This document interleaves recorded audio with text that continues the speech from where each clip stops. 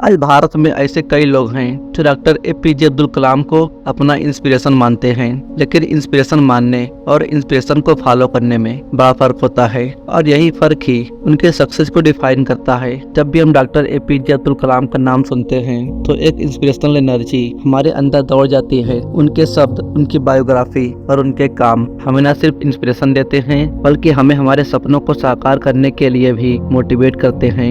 आइए जानते हैं उनके जीवन के 5 इम्पोर्टेंट पहलुओं के बारे में जो हमें आगे बढ़ने की प्रेरणा देते हैं। पहली बात तो डॉक्टर एपीजे अब्दुल कलाम ने सपनों के बारे में कहा था, सपने वो नहीं होते जो हम सोते समय देखते हैं, सपने वो होते हैं जो हमें सोने नहीं देते। डॉक्टर कलाम का मानना था कि सपने देखना इम्पोर्टेंट है। वे कहते थे कि बिना सपनों के जीवन का कोई उद्देश्य नहीं होता। अपने छोटे से गांव रामेश्वरम से उठकर उन्होंने पूरे देश को मोटिवेट किया, जिससे ये साबित होता है कि किसी भी परिस्थिति में सपने देखना और उन्हें पूरा करना संभव है। उन्होंने हमें सिखाया कि असली सपने वो होते हैं जो हमारे अंदर जुनून की आग पैदा करते हैं और हमें चैन से सोने नहीं देते। दूसरी बात जो डॉक्टर एपीजे कलाम ने हार्डवर्क के बारे में कही थी, अगर आप सूरज की तरह चमकना चाहते हैं तो पहले सूरज की तरह जलना सीखें। डॉक्टर एपीजे अब्दुल कलाम खुद एक हार्डवर्किंग पर्सन थे। सोर्स से मालूम चलता है कि वो 10 साल बिना किसी छुट्टी के लगातार 16-16 घंटे काम करते थे। अपने मेहनत के दम पर ही उन्होंने इतनी बड़ी सफलता हासिल की।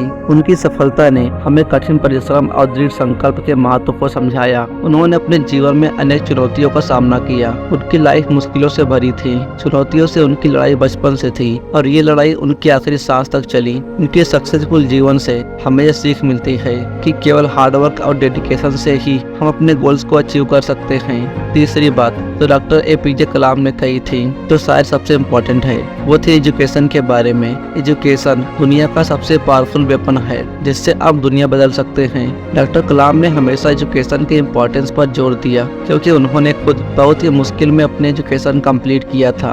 कॉलेज में एडमिशन के लिए उन्हें अपनी बहन के गहनों को गिरवी रखने पड़े थे।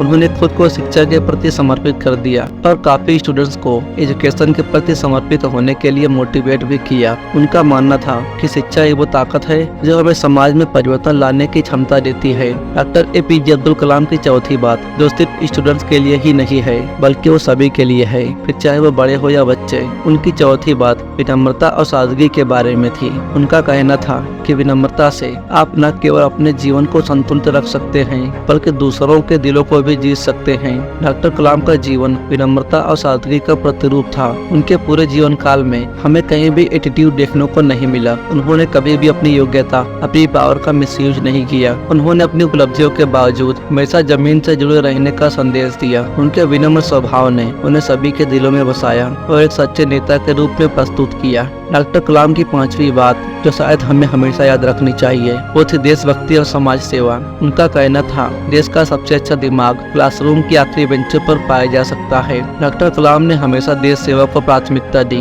यहाँ तक कि अमेरिका द्वारा कई गुना ज्यादा सैलरी देने पर भी उन्होंने देश नहीं छोड़ा और अपने देश को और ज्यादा पावरफुल बनाने के लिए उन्होंने कई पावरफुल मिसाइल बनाई। उनकी देश सेवा और विनम्रता के कारण ही 2002 में उन्हें भारत का प्रेसिडेंट बनाया गया। वे भले ही दुनिया के टॉप साइंटिस्ट में से एक थे, लेकिन जब उनसे पूछा गया कि आपको दुनिया किस तरह याद रखे, एक साइंटिस्ट की तरह या एक टीचर की तरह, तो उनका जवाब था मुझे खुद को एक टीचर की तरह रिप्रेजेंट करना ज्यादा अच्छा लगता है। उन्होंने अपने जीवन को देश और समाज की सेवा में लगाया और युवाओं को प्रेरित किया कि वे भी देश के विकास में अपना योगदान दें। डॉक्टर एपीजे अब्दुल कलाम के जीवन की ये 5 बातें हमें सिखाती हैं कि यदि हम सपने देखें, कठिन परिश्रम करें, शिक्षा को महत्व दें, विनम्र रहें और देश और समाज की सेवा करें तो हम भी अपने जीवन में महानता हासिल कर सकते हैं। उनके जीवन से हमें यह सीख मिलती है कि असंभव कुछ भी नहीं है, बस हमें अपने सपनों को पूरा करने के लिए समर्पित रहना चाहिए।